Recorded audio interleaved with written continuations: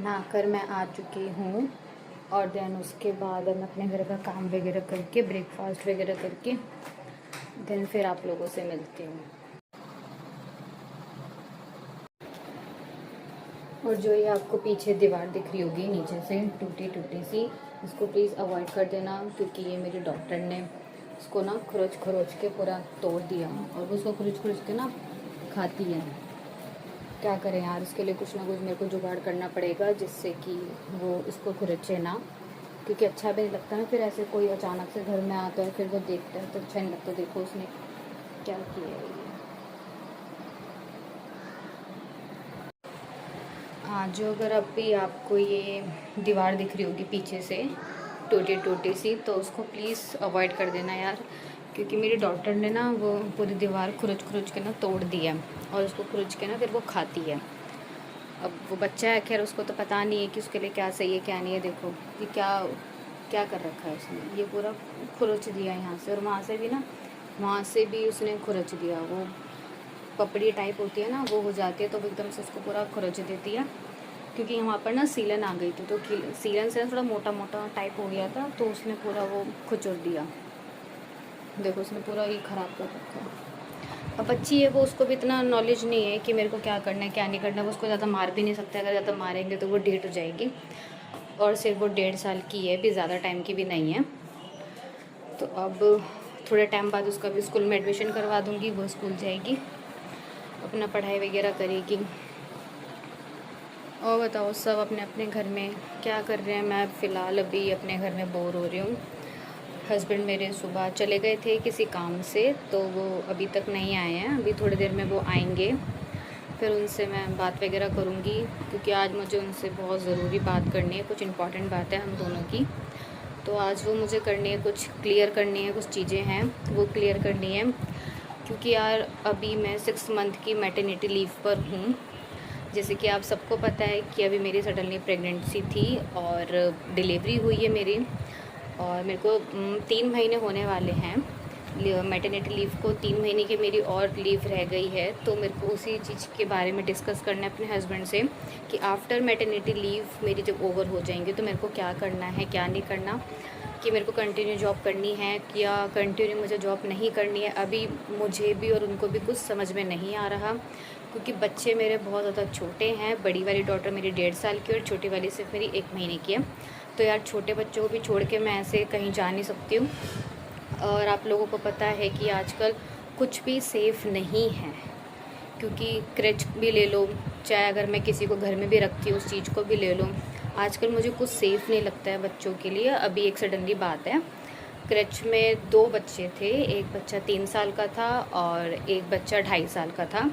तो 3 साल वाले बच्चे ने 2.5 साल वाले बच्चे को 100 से 150 बार उसको काटा है। और वो छोटा बच्चा एकदम मासूम बच्चा इस टाइम बेचारा वो आईसीयू में है। तो यार आप खुद सोचो कि हम अपने बच्चों को लेकर हम सेफ़ रहें या क्या रहें। किसी भी चीज़ के ऊपर मुझे बिलीव ही नहीं हो पाता। अब मेरे 2 छोटे बच्चे, अब मैं या नौकरी कर सकती हूँ या तो मैं सिर्फ बच्चों को देख सकती हूँ।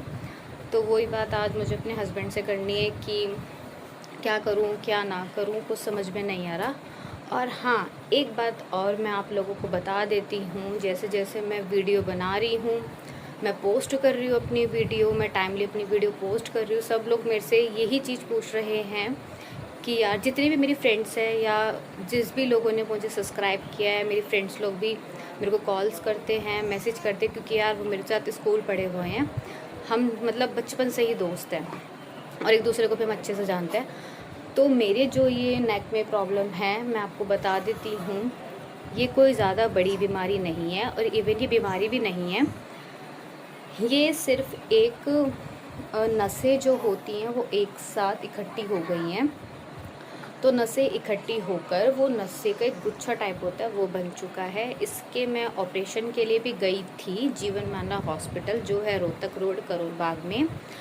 उन्होंने इसमें निडल डाली थी तो ये एकदम से गायब हो गया था, ठीक है। तो उन्होंने मेरा इतना हिस्सा सुन करके निडल डाली थी और ये गायब हो गया था और इसमें से ब्लीडिंग भी हुई थी, ठीक है। तो हमने वहाँ पर 2-4 घंटे वेट किया था कि क्या पता ये उभर जाए, क्या पता डॉक्टर दोबारा से इसको ऑपरेशन करे इसका। तो डॉक्टर ने फिर मेरे को बोला कि आप लोग चले जाओ, अब कोई फ़ायदा नहीं है, क्योंकि ये बाहर नहीं आ रहा था निकल के। हम लोगों को ये लगा कि ठीक है, ठीक हो गया होगा।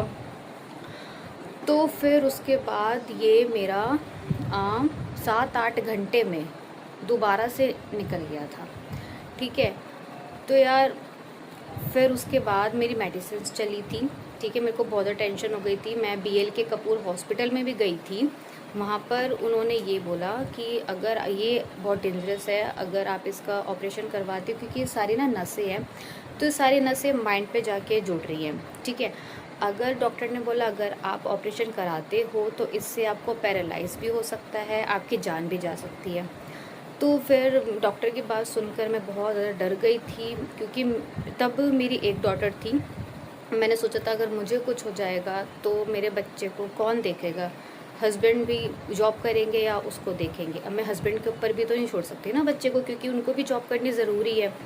तो मैं बहुत ज़्यादा टेंशन में आ गई थी कि यार मैं क्या करूँ क्या करूँ क्या करूँ। फिर उन्होंने मेरे को सपोर्ट किया, मुझे समझाया कि तुम टेंशन मत लो, कुछ नहीं हो रहा, तुम हमें छोड़ के कहीं नहीं जाओगे, हमारे साथ ही रहोगे। क्योंकि यार देखो टेंशन हो जाती है ना, जब डॉक्टर ऐसे बोल देता है पैरालाइज हो सकता है, जान जा सकती है आपकी।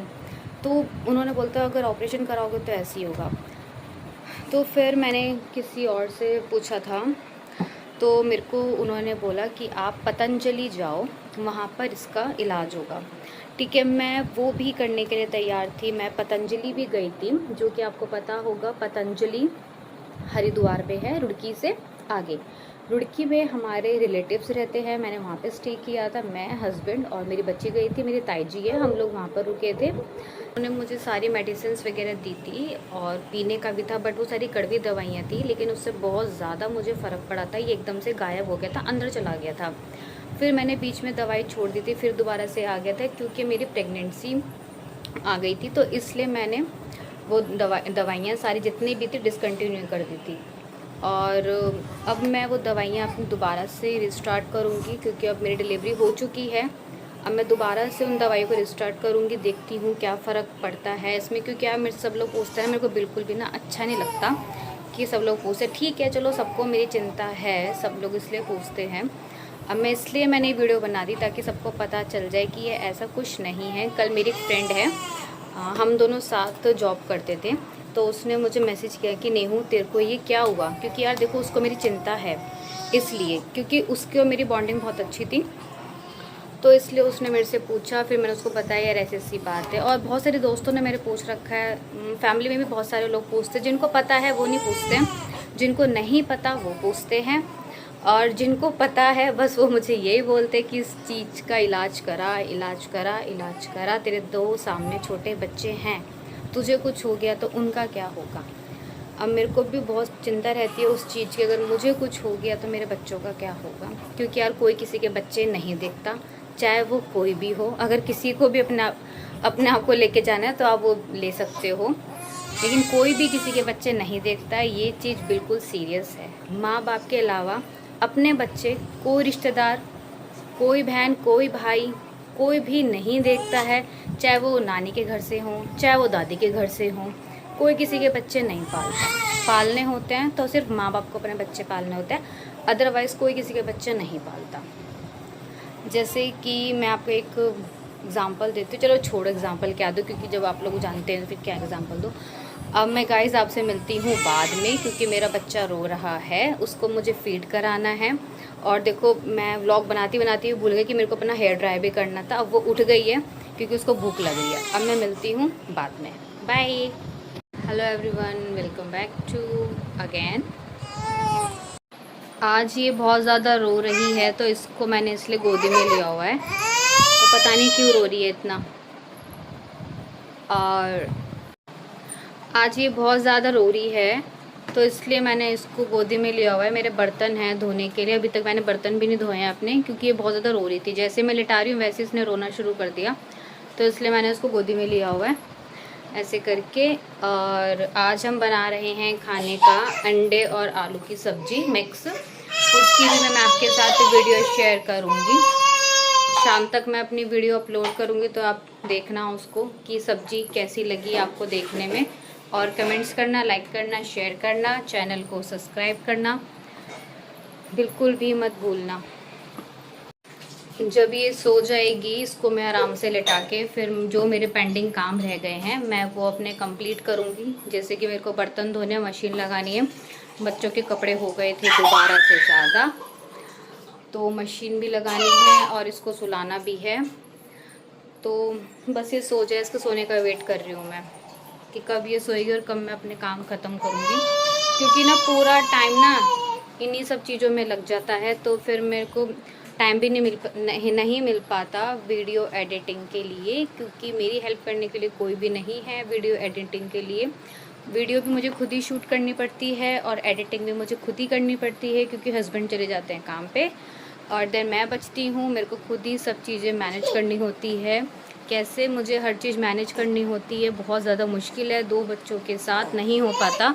बट मैं जैसे तैसे करके थोड़ा बहुत भी मुझे टाइम मिलता है तो मैं करती हूँ। और वैसे तो ये सो जाती है लेकिन आज नहीं सो रही, पता नहीं इसको क्या हुआ। तो उसको गोदी में लेके थोड़ा सा मैं झुला रही हूँ कि बस ये सो जाए।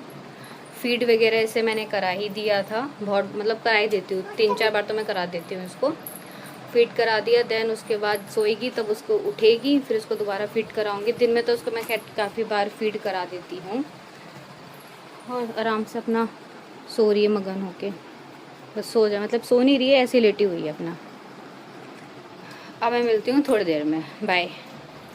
इसको बाबू को मैं गोदी में लेके ऐसे सुला रही हूँ कि बस जल्दी से सो जाए और मैं अपने पेंडिंग काम फटाफट से निपटाऊँ। अभी इसको मैंने बेड पे लिटाया तो रोने लगी थी, सोच रही हूँ कि कब सोएगी, अब इसी का मुझे वेट है।